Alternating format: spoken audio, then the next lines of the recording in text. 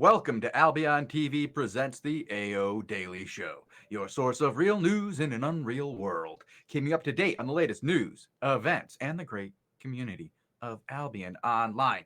Today is Thursday, the 24th of September, 2020.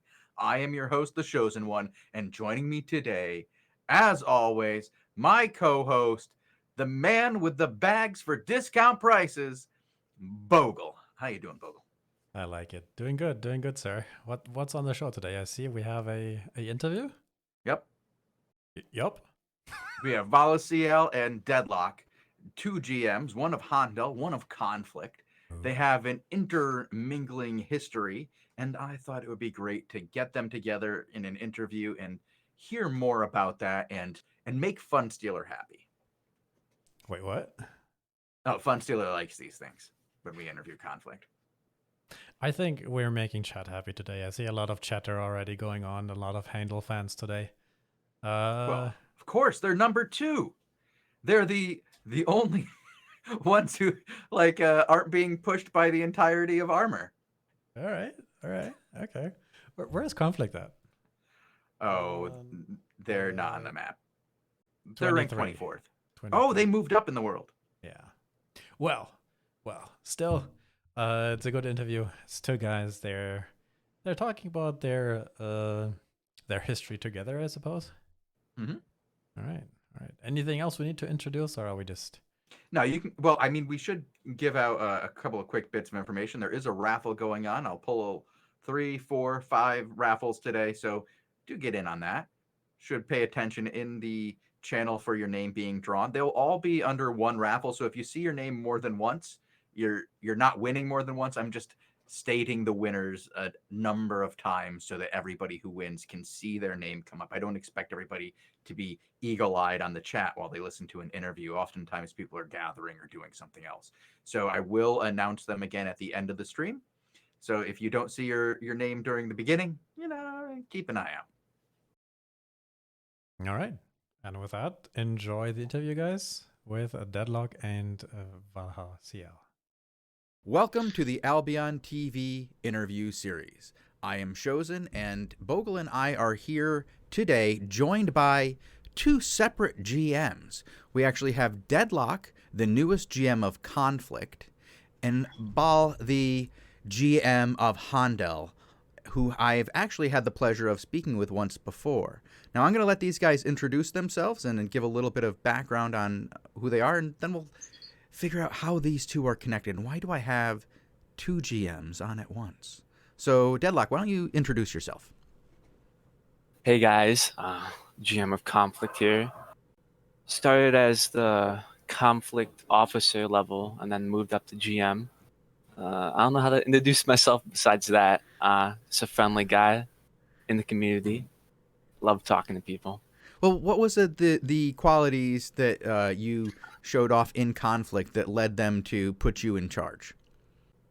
I guess I was active enough, always around, strong-headed there when questions need to be solved kind of thing. But the main reason I got picked for GM was I was kind of like Starseed's kind of right-hand man, kind of his son per se, his protege, always around, kind of made me the role kind of thing. He really tried to make the role fit me as best as possible, put me up for the role. That was his whole goal, is GM, kind of get the next GM as soon as possible.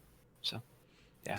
To basically set up the whole GM position as something that could be taken over by someone else, and he put you into right hand so that you could learn the ropes and figure out what needed to be done on the daily. And you showed up for months on end as the right hand, taking care of business, as it were? Yeah. Okay. People need to do that. Bal, you want to go ahead and introduce yourself? I mean, we've already had a bit of a discussion before, but I think you should probably give people a little bit of a background on HAENDEL and yourself and just remind people of who you are. All right. So my nickname is valhaCL, or valhaCL for the Spanish folks. I'm kind of the GM of the guild. We have multiple GMs, so to say.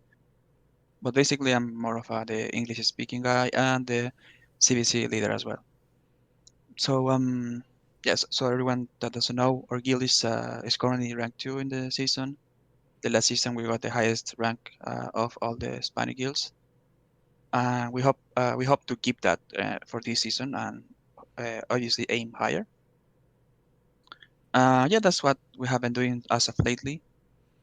We are based on Breedwatch. We had to remove some guilds here before staying here, and that went very well and fast as well. So yeah, that's basically it. We're setting here, and hopefully to keep the rank 2 and keep improving, because that's what we do every season. Okay, sounds like a good plan. I really like how much you guys have come since the last time I talked to you. When we last talked, we were talking about how you guys are just we noticed you on the world map, I think it was, and Bogul found it interesting because Handel is like German for chicken, right, Bogul? Yep. Yep. Like little chicken, actually. Yeah. Like a wee chicken. And we were like, so are you guys German? And you were like, no. No, we're not. We found that really funny in the guild when the last interview went up. But yeah, basically, Handel is the origin is that since our guild was made from only friends, like we had come like a long way, because we started like with 5 to 8 friends that jumps from game to game, and we chose this game, and then we started playing it in like free to play, and then we made a guild, and then yeah, it just became what it is now, and those friends are still playing the game right now. So And it was named after the street you guys lived on, right? So like this is a close-knit group of friends who've, grown up next to each other and lived down the road from each other and named their guild after where they live, which I thought was awesome. yeah, that exactly, like it was only the street name of one guy for the name of the guild. Oh, I'm sorry. My bad. So we had a friend that lived in the street called Handel, and then we said, okay, that's the name of the guild, and that's basically it. But the core concept of the guild is that like a community. Like we try to make the members to feel the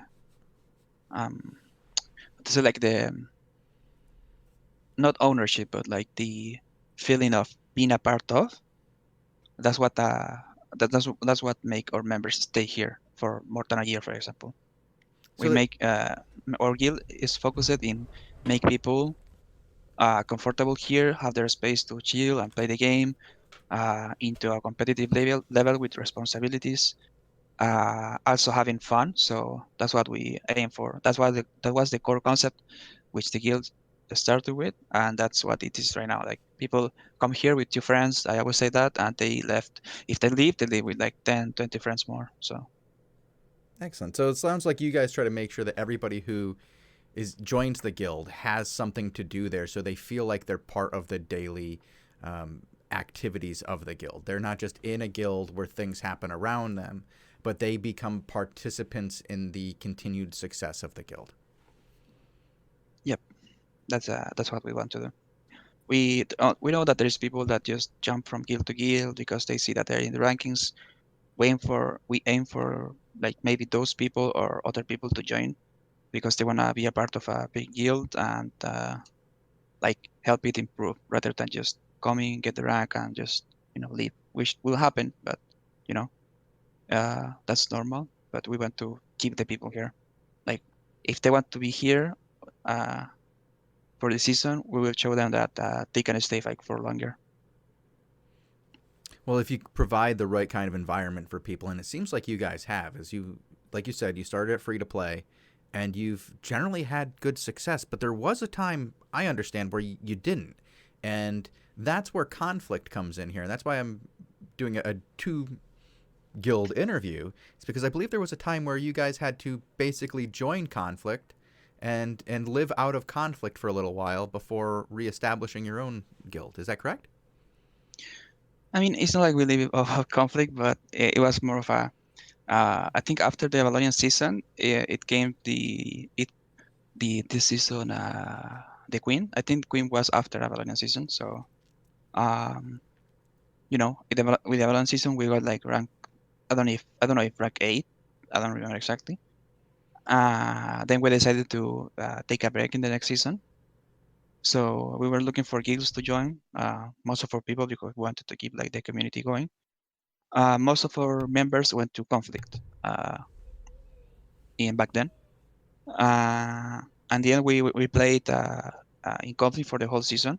We made a lot of friends there.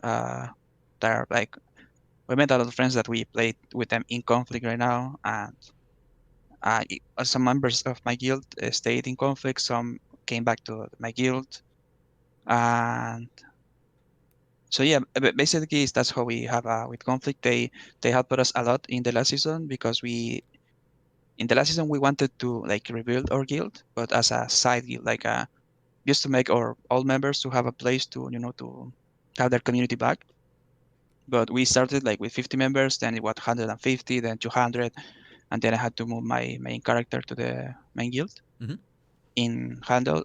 That's how we started like building.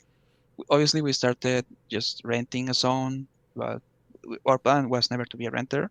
It was just a step to make our guild rebuild again, and that's how it ended. And I Conflict helped a lot in that sense.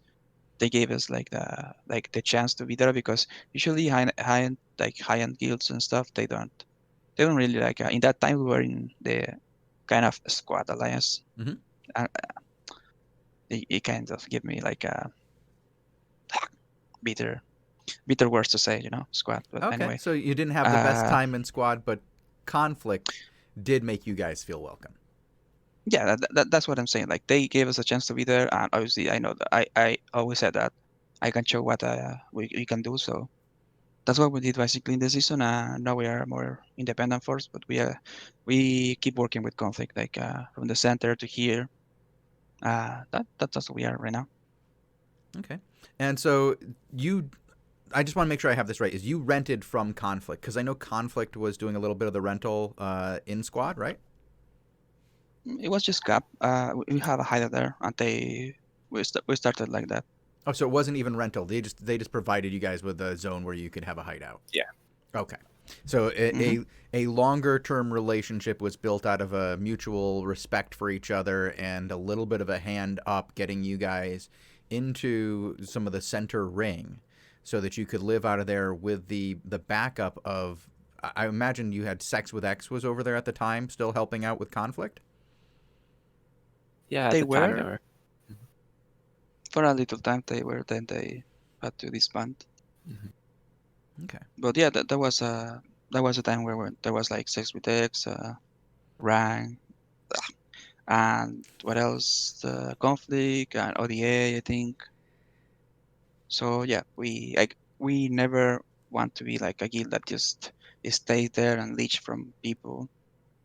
I always like every day we wanted to like get more people, improve faster, to show like our force basically in there. Excellent. Pull our weight basically. Yeah, it sounds like from what I understand, you guys have always been very active, especially in those CVZs, and making sure that you had people there to back up whatever guild you were a part of. But it sounds like those roles have kind of switched recently from you guys backing up Conflict to Conflict backing you guys up, because you've become so strong. You both play in the same time zones, and it just made sense after such a good relationship early on. Now, I know that Conflict has had kind of like I don't want to say, it's a downturn, right? We could say it's a little bit of a downturn, less activity for a little while during last season. You could say that, yeah. And now you guys are having more activity because there's more to do. By making your alliance smaller, you've given yourselves more responsibilities. Yeah, by putting ourselves in the middle ring, kind of put us in the corner. We couldn't really do much with a big alliance. We were surrounded by the whole alliance, so we couldn't really push out and do stuff. And so by kind of stepping back and going to a place where we could build up really gave us content. And since that point, we've been getting bigger, doing more things. We've always had the Conflict like way of letting people do what they want, kind of thing. Survive in Conflict, kind of like what we did with Handel.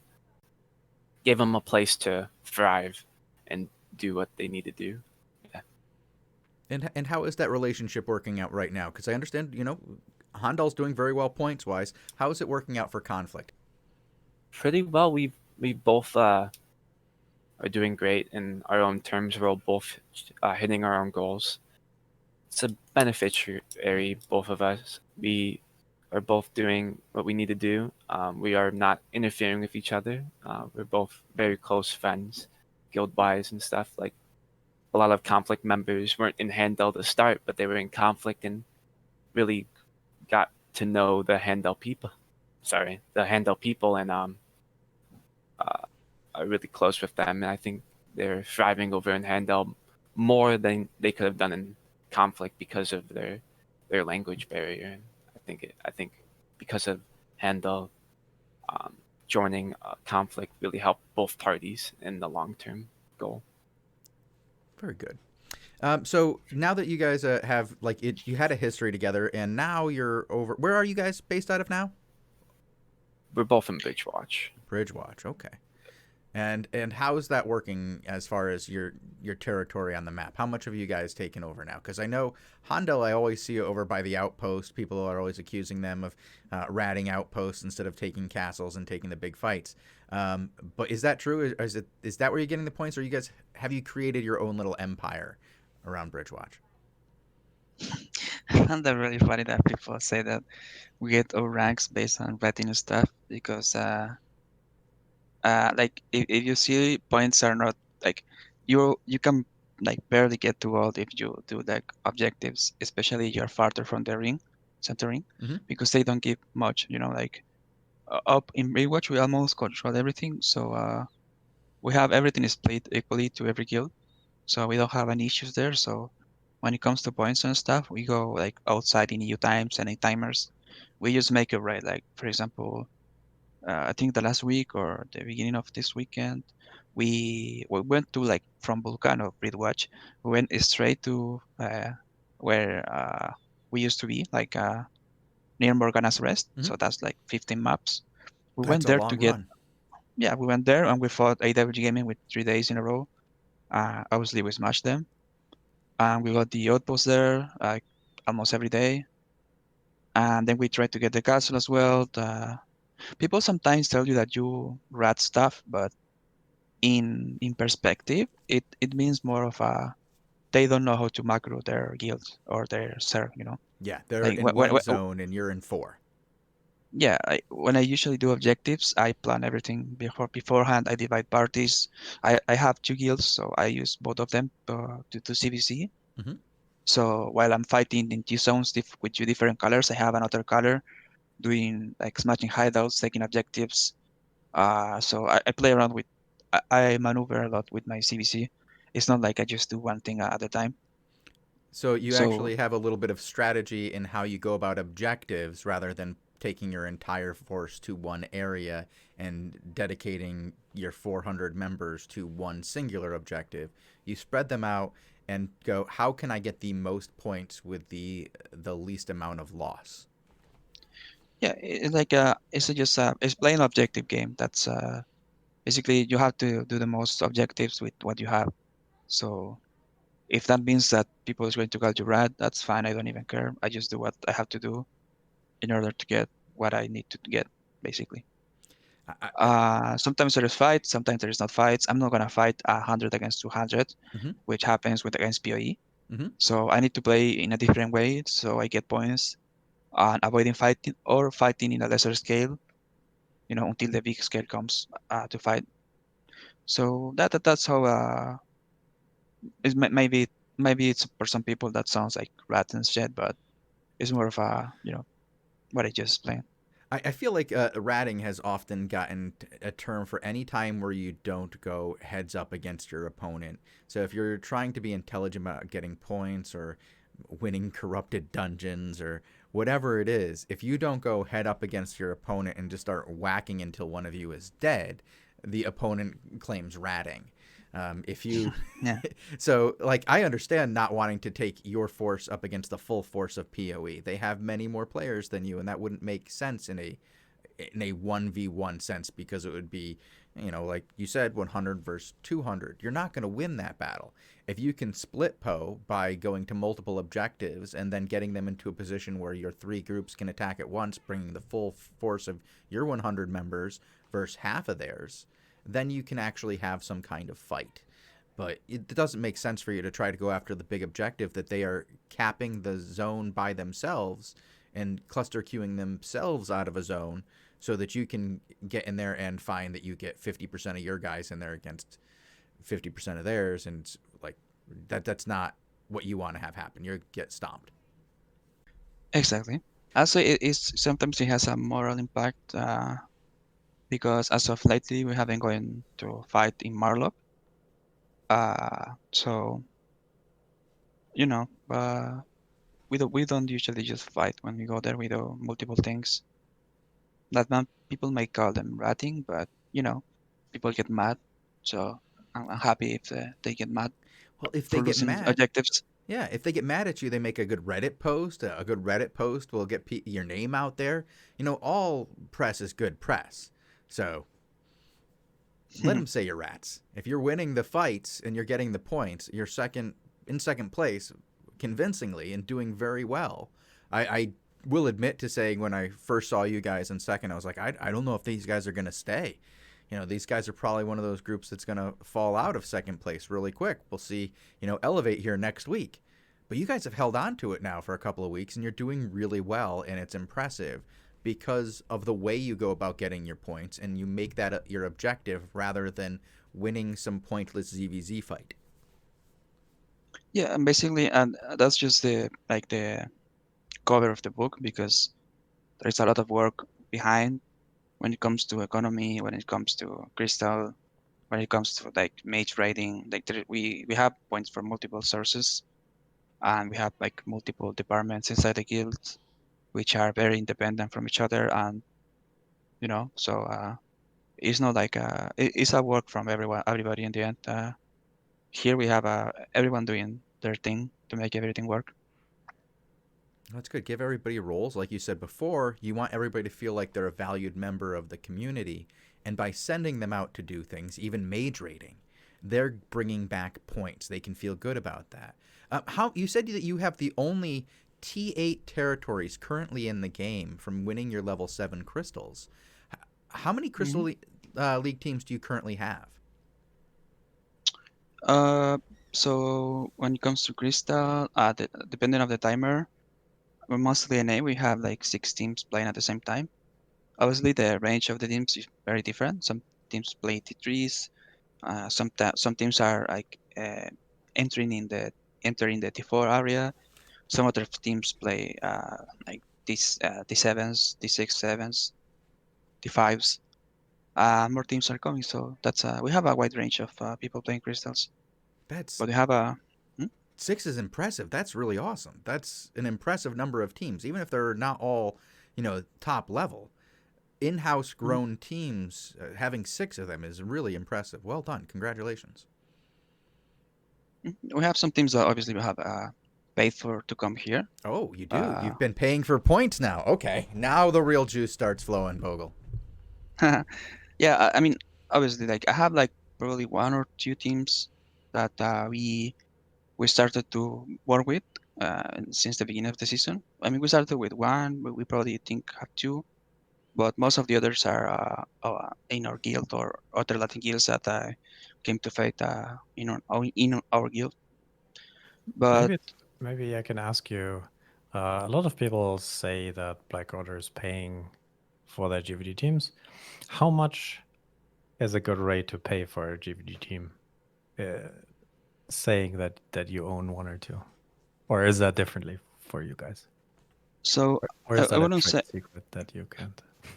So it's like I wouldn't say how much we pay, but that's why we tag directly to the teams. But we usually offer like a variety of things, such as obviously silver per team, per point. Sorry, we pay more if you play from territories or you keep the territories up. If the team chose commitment, it's the same concept of our guild basically. If the teams chose commitment, like they play more, they train because they are exempted, free to not go to CVCs. They have no taxes whatsoever. So they have all the benefits to develop themselves here. We gave everyone like the chance to improve as a team. We just okay, you play here, you have for example, okay, 10k per point, just play, do whatever you want. Like we actually take care of a lot of our teams. Like we move their stuff, we regears like in a couple of hours. We pay them daily. We make everything the environment to make them like feel to like just play the game basically. Uh, that's what's create loyalty, I think, for the guild and for the teams as well to stay here. That's our concept of having teams here. Okay. Do We you offer, I thought we have often tokens, for example, we often siphon. We give them siphon gift if they show commitment, and because we don't. The first rule we have to like have teams here is we don't want teams with big egos and stuff. We just want teams that are willing to put the work and get rewarded for it. That's because it sounds like you guys are doing a whole lot for those teams, not just paying them for. You said 10k a point, but it also sounds like you're doing more for them. Say if they're willing to defend a tower to get it ranked up to, like you said, level 8. You're the only ones with level 8s now. You're going to have some good returns on those for the whole season, getting them in the first round like this. You're also providing gear, I imagine, and you said even bonuses for just showing commitment and loyalty. Is this something you do for all your ZVZ teams, or just like the top ones that are going for the level 7s right now? It depends on the team. We have a program that starts with it depends of the experience of the team. For example, if a team comes saying, okay, we played like tier 5, tier 6, tier 7, okay, so you're a veteran team. I'm gonna start to pay you this amount of silver. I will give you this amount of tokens. For example, you will get regear from this tier, starting from this tier. Obviously, every team that plays here have free loot. We don't take anything from what they play. We say, okay, I'm gonna give you like siphon energy equally to overcharge like 20 25 set each week. Yeah, that's like a range of things we have to the people depending on their experience basically. And their level of commitment to making sure they get the job done. I like it. Sounds good. I also want to touch over with Conflict briefly. Deadlock, I understand you guys have a GVG team finally, as Tussle has come back and is doing quite well. Yeah, Tussle's team never left. It's just that some of the players on the team have been rotating out. Real life does affect everyone. Yeah, but Tussle's team is back. They have Phoenix 11 from Phrasing, and then pretty much the same roster of Rag, Tryhard, Tussle, and Stormcleave. But we also have 2 other teams that are probably level 2 to level 3 leveled teams. Not as good as Handel, but we're out there. Excellent. And how are you guys? How are you guys doing season point wise as a team this season? We're on track to hit our goal. We're not really going for Crystal. We're trying to take it back this season, trying to rebuild. We're going for gold like usual. We're on track. I think we're 24th right now. Nothing to be clapping about, but hey, yeah, it's not bad. Hey, top 25 isn't shabby. There are like 5,000 guilds out there. It's nothing to sneeze at. You guys are doing great. I think it's good job there. Good job. Question though is, as you guys are going forward, do you have any charts or graphs to track this progress? Because that's what's really important to Bogul and I. Like we get all our our charts and graphs from Conflict. I can talk to Star about that. Starseed was mainly the guy to get the charts and graphs. You'd be graphing that pretty much every day. I'm not really into Excel and stuff like that, so I don't really graph. I just do the numbers kind of thing. Okay, all right. And so now that you guys, we talked a little bit about how you've gotten to here. What are your plans for both guilds going forward for the rest of the season?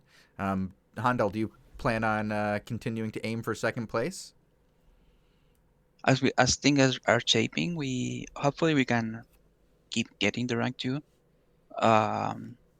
We'll do like what we have right now. We are going to multiply what we have basically. So hopefully we can keep it, but it depends basically of other guilds. There is a lot of guilds that have multiple crystal teams, like more veteran players, but we don't we're not going to like be okay. Maybe I don't know, like Elevate, Django. They have a lot of like crystal teams, native and stuff. Mm-hmm. But I know they can get my own ways to fight for the top two. But our goal is to get crystal.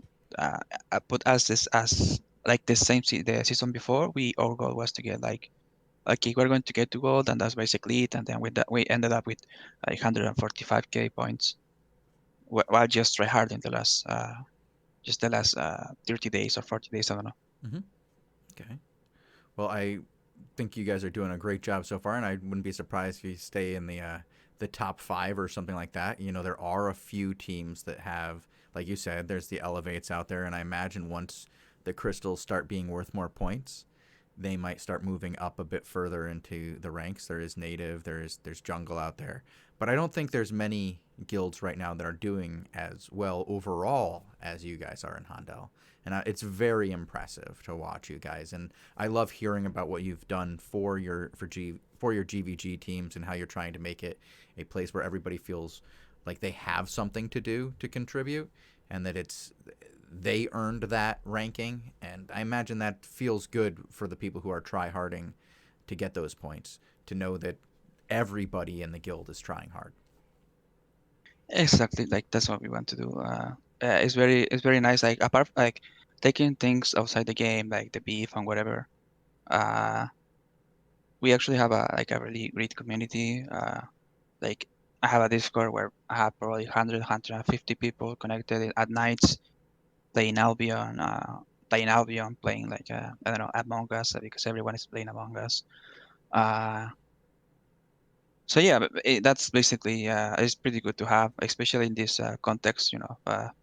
Everyone has been in lockdown for months, so our role, apart from playing the game, is to give the people like a nice environment That's to awesome. to just play the game. Enjoy the game, enjoy something. to That's like, not. yeah, just have people around, in a community. It sounds like you guys are providing that and giving people a sense of accomplishment while they're stuck inside their homes. Mm-hmm. We're coming up on the 30-minute mark here. Do you guys want to give any shout outs to some extra special players or other guilds who you've enjoyed over the last couple of seasons, or I don't know, whatever you want to shout out? Or maybe even just take the mic and say something that you ever always wanted to say to the people of Albion, or anything like that. Big fan, Bella. Big fan. Big fan. Fun Stealer says hi. I'm standing right next to him.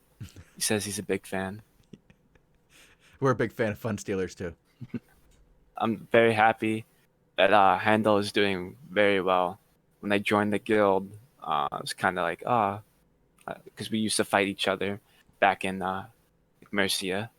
And so it's like, and then they thrived in Conflict, and now they're doing very well. It's kind of not the son dad kind of thing, but we're gamer dads over in Conflict, so it's cool to see that Handel is doing very well. So good job, guys. Thank you, man. Doing our best.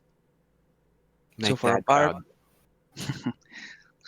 yes, for our part at least, I want to make a shout out to obviously to my guild, Handel and Handel Rise. They're both my guilds, not my guilds, our guild. Basically, there is a lot of work to make them work, and they do their work as well. They will be seeing this interview as well, and they will be participating that day. So a shout out to them, also the organization that make our guild work. Also, shout out to our other allies here in Breedwatch, which are Jungle, that helped us in some fights. Yeah, basically in my guild, I want to shout out our GM, which is Chichi Man. It's very funny because we wanted to make the guild back, in the season 9, I think. And we were trying to get a GM, like the same as Deadlock. We were trying to get a GM to make him be prepared. So we chose him, which was our officer beforehand. And he just like he stepped up with the role, and he's like our leader, like he's the vocal, like cheerleader stuff when it comes to announcing things in the guild, keep people motivated. So a shout out to him. He's a good guy. He's doing very well. Also to our Regear team, which is in the hands of Skivon. And yeah, that's mostly thank you Art, for the heavy work. Well, thank you guys for coming here and doing this interview with us. I'm sure that a lot of people out there in the world of Albion are going to enjoy this interview and will have liked to learn a little bit more about Conflict and HAENDEL. So thank you, Deadlock. Thank you, Bala. It's been great to talk to you, and I look forward to seeing how you guys do for the rest of the season. Thank you very much for having me and Deadlock as well. Oh, thanks for having us, guys. It's great. It was a lot of fun. Good night. Good night, brothers. Good night. I think Bogul fell asleep. Like almost. Before you end the recording, I don't know if you guys want to do like a recruitment plug or something. Put the Discord out there. I will say that we are looking for the 3 teams and forward that are willing to play Crystal here. We treat you well. I am personally in charge of the Crystal system. Yeah, we have a lot of members, so we are looking for Crystal teams that want to come here and have a good community as well. Well, excellent. I'm glad to hear that there's a home for up-and-coming crystallers. If you're looking for a place that treats you right and you're just breaking through from the level 2s to the level 3s and you want to get better and have some more support, HAENDEL might be the guild for you. Go ahead and check them out. All right, thank you guys very much for your time, and like I said, I look forward to talking with you guys again soon. All right, see you soon.